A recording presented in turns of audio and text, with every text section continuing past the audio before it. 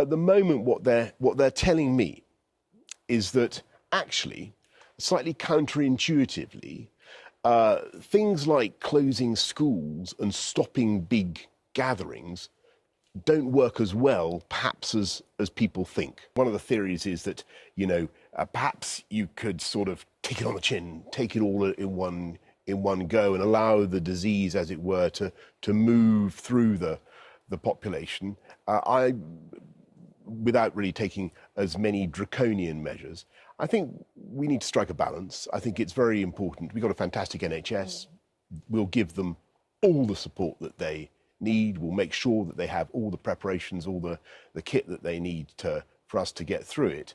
But I think it would be better if we take all the measures that we can now just to stop the peak of the disease being as difficult for the NHS as it might be. And I think there are things that we may be able to do. To try and reduce the peak, broaden the peak, not to suppress it completely.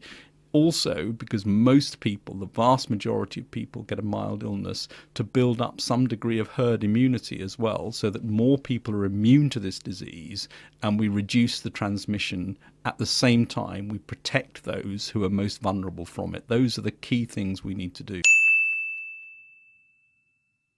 And there's going to be a point, assuming the epidemic flows and grows as we think it probably will do, where you want a cocoon. You want to protect those at-risk groups so that they basically don't catch the disease. And by the time they, come out of their cocooning, herd immunity has been achieved in the rest of the population. So that's one aim, is to change the shape of this. And it's important to recognise it's not to stop everybody getting it. You can't do that. It's not possible to stop everybody getting it.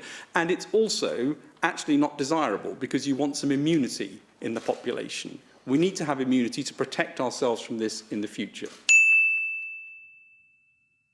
And it is the case, of course, that if you completely locked down absolutely everything, probably for a period of 4 months or more, then you would suppress this virus. All of the evidence from previous epidemics suggests that when you do that and then you release it, it all comes back again.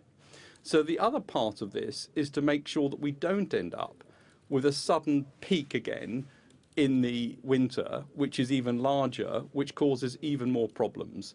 So we want to suppress it, not get rid of it completely, which you can't do anyway, not suppress it so we get the second peak, and also allow enough of us who are going to get mild illness to become immune to this, to help with the sort of whole population response, which would protect everybody.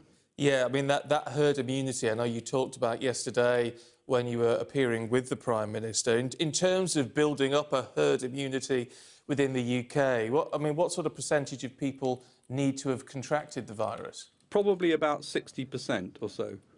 And we think that this virus is likely to be one that comes back year on year, become like a seasonal virus, and communities will become immune to it. And that's going to be an important part of controlling this longer term.